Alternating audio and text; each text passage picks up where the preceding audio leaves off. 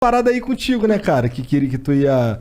Quase se tornou aí o embaixador dos Estados Unidos. Dessa? Cara, o que acontece? O presidente ele acabou me indicando, né? Teve muita resistência. Inicialmente o pessoal não entendeu. Porque na cabeça da galera é o quê? Vai acordar meio-dia, vai comer caviar e tomar vinho e viver na vida boa, ganhando em dólar, né? E não é bem assim. Prova, inclusive, do que a gente conseguiu construir nesses 2 primeiros anos de Jair Bolsonaro com o Trump. Porra, a gente tirou do papel ali coisa que estava parada há 20 anos como centro de lançamento de Alcântara. Sabe quantos países no mundo lançam satélites para o exterior? Não, quase nenhum. É um seletíssimo grupo. E a gente vai abocanhar uma pequena porcentagem desse mercado, que isso daí já vai significar, cara, alguns bons bilhões de dólares, justamente num dos locais mais pobres do Brasil. Se tem um local onde tem tudo para sair da pobreza, é Alcântara, no Maranhão. Porque do lado, aqui na Guiana Francesa, tem uma cidade chamada Kourou.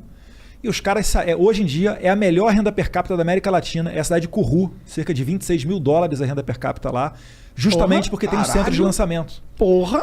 E o Brasil tem tudo. É uma daquelas coisas que você não acredita. Tu fala assim, cara, que potencial que o Brasil tem.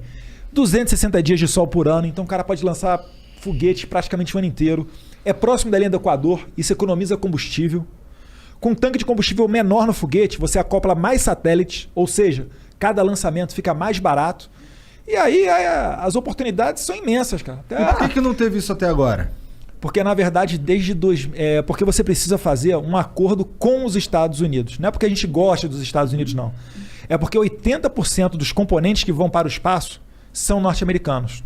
E o americano, ele obriga que o outro país assine esse termo, que nada mais é do que o seguinte: é a gente se comprometer que não vai violar os segredos tecnológicos, que a gente vai se comprometer com o sigilo do segredo industrial, enfim, para não cair na mão de terrorista, para não cair na mão de inimigo. Da China. E o Brasil nunca tinha assinado isso. Não, a China tem centro de lançamento. A China, ela tá mandando, inclusive, mandou pra Lua uma parada, não foi? Eles estão tentando aterrissar? Estão avançadíssimos. Isso. China, Índia, Brasil, agora, né? Brasil não Estados tanto, Unidos, né? Mas agora vai entrar. Eu espero, mano. Eu queria muito que a gente tivesse um Elon Musk aqui no Brasil.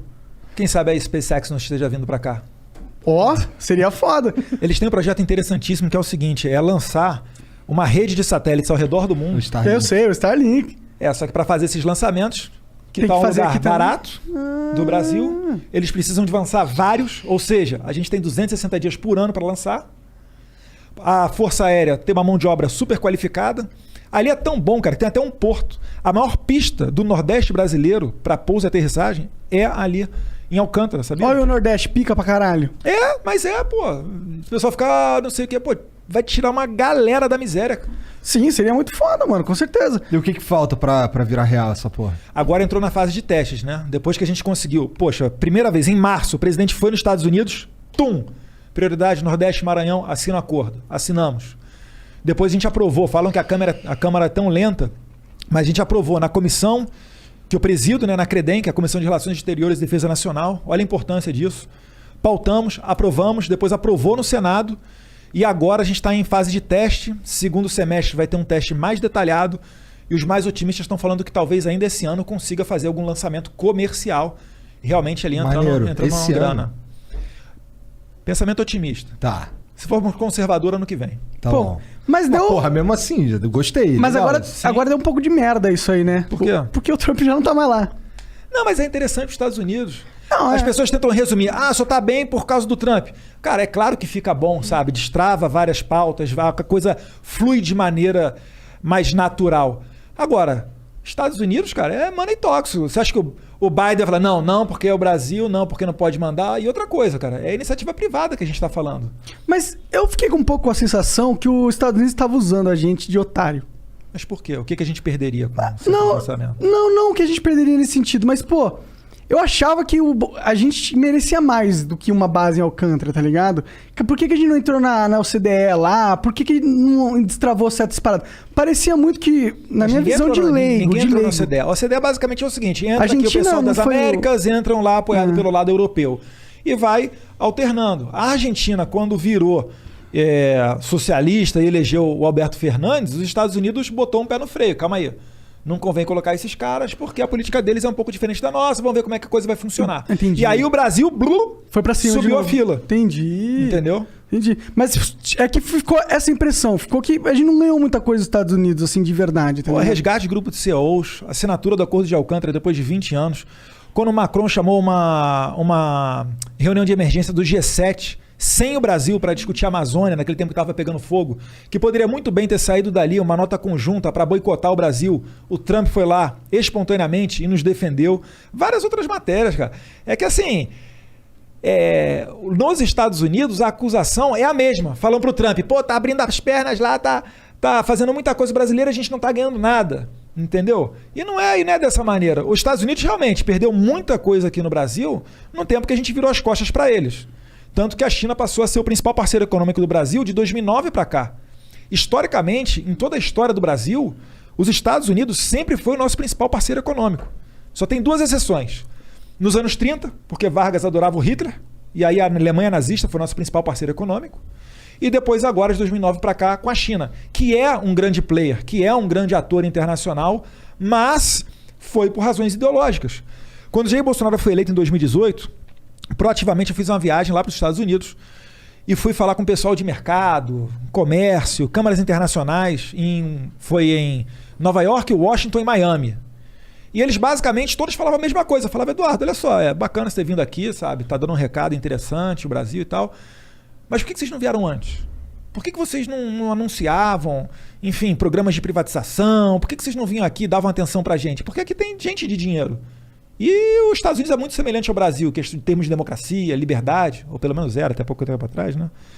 E, enfim, era uma crítica que eles faziam. Por que era? O que se perdeu? Não peguei isso. É que, cara, na verdade, virava-se as costas. O pessoal puto de esquerda... porque prenderam o Daniel Silveira. É foda, né?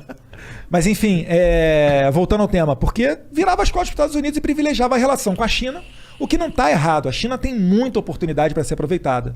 Só que a China, por quê? Porque a China é liderada pelo Partido Comunista. Assim como privilegiava com a Venezuela, por quê? Porque é o Maduro bolivariano. Assim como era com com Cuba, por causa dos irmãos Raul e Fidel Castro.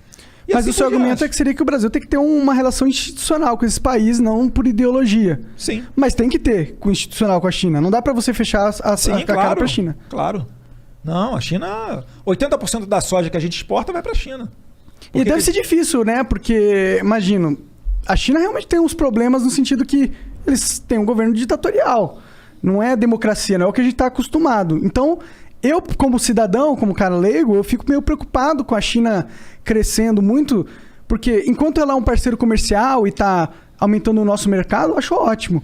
Mas a partir do momento que ela quer exportar um pouco da cultura deles no sentido de autoritarismo e dessas coisas, aí eu já não acho tão legal, entendeu? E isso me preocupa um pouco. Será que eles estão nessa vibe?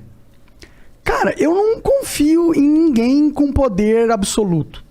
Tá ligado? A China ela tem um plano de poder desde os anos 40, né? Mais especificamente em 49, quando Mao Tse-tung fez a revolução lá, de que em 100 anos seria o principal país do mundo, em termos econômicos e militares. Né? Acho que eles vão chegar lá até um pouquinho antes desses 100 anos. E, na verdade, assim, é o que eu falei, ali tem grandes oportunidades. Tem que ter uma relação institucional com eles. É um país de, quase 1,5 bilhão de habitantes. A gente é um país aqui que, sensacional no agro, então para nós interessa vender para eles. Agora, é só manter a nossa independência. Não é chegar, por exemplo, agora e querer colocar goela abaixo qualquer tipo de política com relação ao Covid, nos ameaçando com relação à compra ou não dos nossos produtos agrícolas. Não estou falando que eles estão fazendo isso, tá? Mas é o tipo de coisa que não é interessante para nós. Se você tem uma loja e você só tem uma pessoa para vender o seu produto, essa pessoa amanhã pode virar para você e falar, Igor, é o seguinte... Só eu compro esse teu produto aí. Reduz pela metade. Fala, não. Não, beleza, vou parar de comprar. Entendeu? Assim como era interessante você no mercado de ações investir numa ação só, no mercado mundial, que se joga esse jogo da geopolítica, não é interessante você ter só um comprador ou só um vendedor. Com certeza. Então o nosso trabalho é diversificar. É ter comércio com a China, com os Estados Unidos, com a União Europeia, com os árabes, com Israel. Enfim, é fazer aquilo que tem lógica de mercado e não fazer o que tem lógica de ideologia.